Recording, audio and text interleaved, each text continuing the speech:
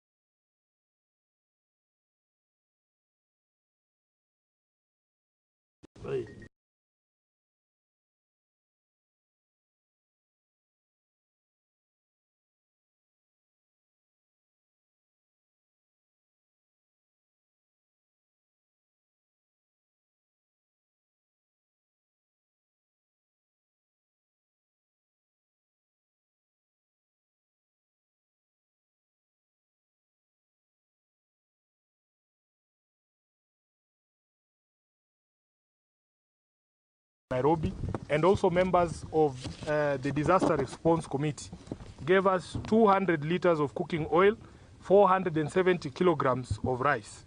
The Honorable Senator Amida Kibwana gave us 400 kilograms of red beans and 200 kgs of sugar.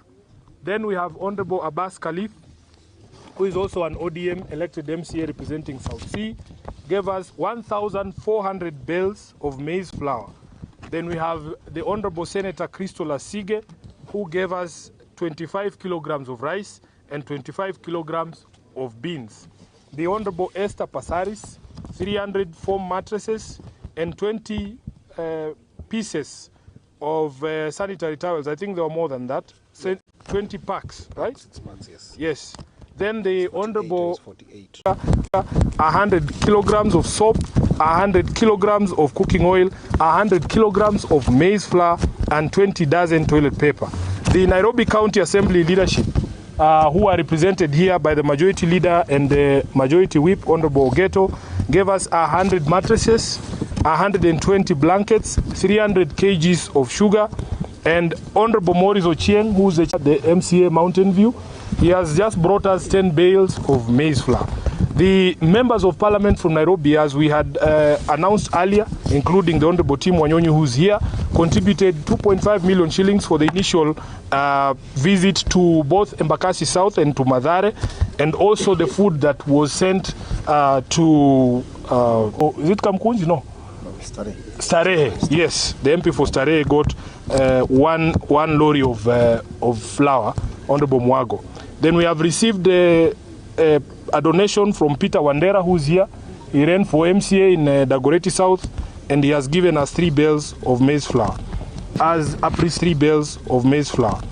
As appreciation, we will be considering issuing certificates of appreciation.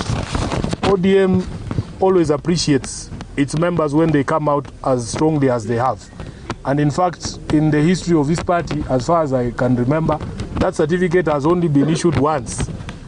And I will say it was issued to the Honorable Member of Parliament for Mathare. So all these people will be joining that very gracious list. And I want to take this opportunity to urge members of the party from across the country. This national office is a receiving center. So if you look at the names on this list, and I don't mean to beat our own trumpet as Nairobians, but you can see it is very heavy with contributions and donations from people in the party from Nairobi. So we want to be very clear that we have had a conversation with Honorable Raila Odinga, the party leader, and he wants these donations now to be mobilized at county branch level, that we will be ranking the counties regarding how much, depending on how much they have given us. As we have just read these names and the contributions out, Nairobi is by far the leading county in terms of donations to this very wonderful cause, followed by Migori and Mombasa County, where Mishimboko comes from. So we want to urge the other counties that now this food distribution or food donations will be mobilized through the ODM county offices And we want to see convoys being flagged off from all these other counties. We want to see a convoy from Homa Bay, a convoy that goes. But so far, we are very grateful for everyone who has donated towards this very noble cause. At this particular juncture, allow me to welcome the chairperson of the Disaster Response Committee, who is also going to touch on the next steps in terms of the distribution network. And then you will be welcome to see the donations you have received. We are very open and transparent. We have encouraged in that we have read out here. Honorable Okech, you can now take over. Thank you.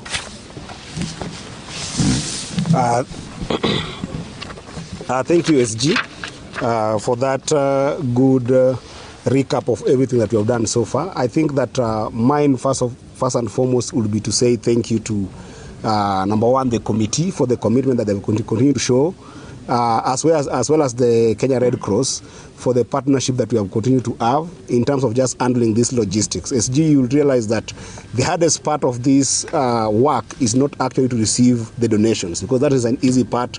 We have had amazing ODM members in terms of youth and women who have actually been able to volunteer in this center to be able to help us receive and pack and package all the donations that we'll be able to receive. And I also want to thank them so much. The gentlemen you are seeing here, the young people you are seeing here, the women you are seeing here have been helping us in terms of managing our stores here. But the hardest part has been logistical challenges to go to the grassroots. And that's where Kenya Red Cross has really been able to help us, as well as the committee, to be able to figure out that. And one of the reasons why we are devolving the reception of different donations to different offices in the grassroots, the ODM office in the grassroots, is because we are realizing that our stores are actually small, and we cannot be able to sustain holding food here for long, and also just holding other donations alongside.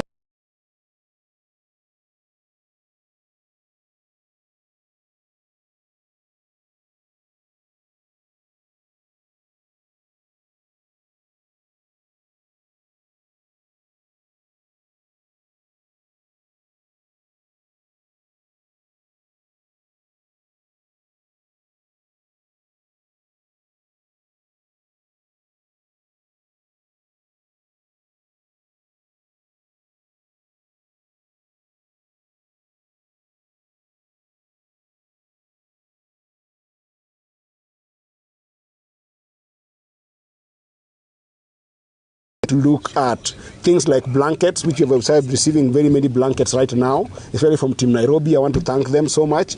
And also just anything that can be able to help people with shelter. This is our biggest appeal right now, that as we go to the second phase of distribution, people might be able to respond with more of non-food items that are going towards helping with shelter. And for the next 1 week, we are focusing mostly into the western region. We have very major requests from Nakuru, and we are looking at the logistics of going to Nakuru and looking at being able to respond to our people in Nakuru. But then we also have a solid focus on Teso that we are looking at going to as the next destination of distribution. Then we are going to Budalangi, and then we'll finish with Nyando. And that is because one of the MPs of Nyando won't be there in the weekend when we are trying to look at the areas to go to. But then from next week, we'll be going to Nyando. So those are the 4 destination areas that we are going to look at in the next distribution. But as I said, we welcome people to bring anything that they can be able to bring here. But we have also officially devolved the reception of these donations and any kind of intervention materials to our ODM county offices. And those county offices, we are charging, especially where our governors are, we are charging our governors and the chairs of our party, ODM, in those regions to take charge. Our committee will be coordinating with them. But for those counties that we don't have our governors, the point persons there become our chairperson of the county. So it's not in the constituencies, but it is in the counties, and we'll be coordinating with them. Thank you. I thank you so much. Yeah. Unless there's any question. Okay. Yeah.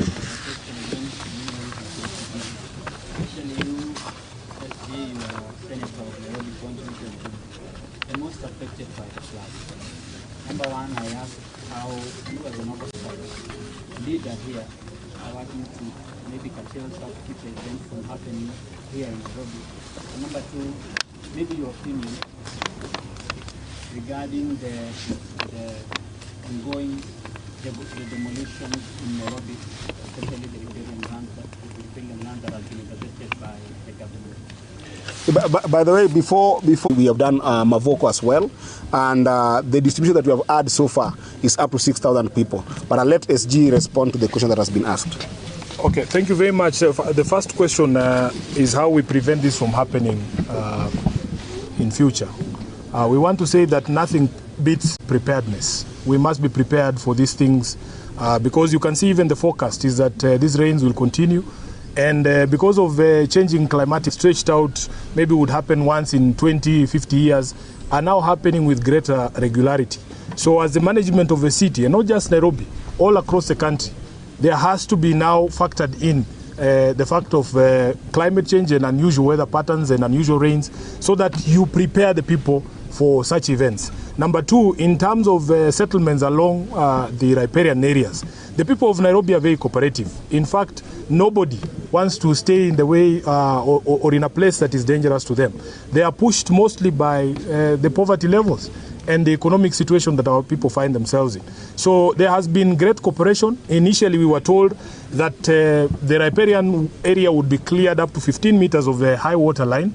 But unfortunately, we have seen demolitions that are being carried out up to 30, 35 meters from the high water line. So what is happening is that there are some crooked elements within Nairobi and within the state that have taken advantage of this disaster to now settle scores. I've seen people demolishing schools that are nowhere near riparian areas. So we want the government, first of all, to tell us with certainty what is the distance that Nairobians must keep from the high water line. Is it 15? Is it 30? Is it 35? So that people do not, crooked elements do not take advantage of that. And we want to condemn in the strongest terms possible all of those who are taking advantage of this, essentially perpetuate a land grab in Nairobi. These are under the management of the county government. These are answers we will be demanding from Sakaja himself. So as your senator, that is exactly what I'm going to do. Immediately he's back from the US. I know he's in the US with the president. After he has visited Atlanta and the other nice places, we want him to come back to Mathare and tell us where the riparian lands are. Sawa sawa. Swali ingine. We hold the view that protecting riparian land cannot overshadow the idea of survival for those people who are there. If we are going to do demolitions, we hold the view that at least the government must clearly be able to develop alternative temporary shelter for those people who are affected, so that before you actually demolish, you can be able to, first of all, be able to accommodate them in a temporary structure. And even if there is cash for shelter, the way the government had said, let it be realistic, because even the 10,000 that is being said is not sufficient. And this is not according to us. This is according to experts, including Red Cross, that have actually diagnosed this problem and said that it's not sufficient to give families that are staying in Nairobi 10,000. We need to give them, actually, at the very least, 20,000 and above. So the alternative shelter is what we're advocating for before you actually be able to demolish anything. Yeah, I think one of the last things to say about that is that you can see here the leadership of Nairobi. You can see MCAs drawn from various constituencies, wards. The member of parliament is from Westlands is here. We can confirm that up to today, the 10,000 shillings that was promised by William Ruto has not arrived for our people. I think it was part of the money that was used to hire that private jet to go to the US. Any other question? Yes, Sydney. Now that you mentioned that private jet. No.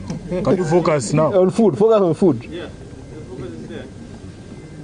Do you believe that some of the contingency team that has gone there, that money could be used? Sydney, I want you to focus on the work that brought us here. Is there any other question other than Sydney's question on? Another question. Yes. This is not to water down the noble cause that ODM is doing to the flood victims. But this is in regard to issues about resources. About? Resources, the sharing of resources. There has been a new glamour for a one man, one vote, one shilling. So I don't know if it's something that one you ask Gachagua. Don't ask us. What do you make of such? What I know as a senator is that counties continue to suffer.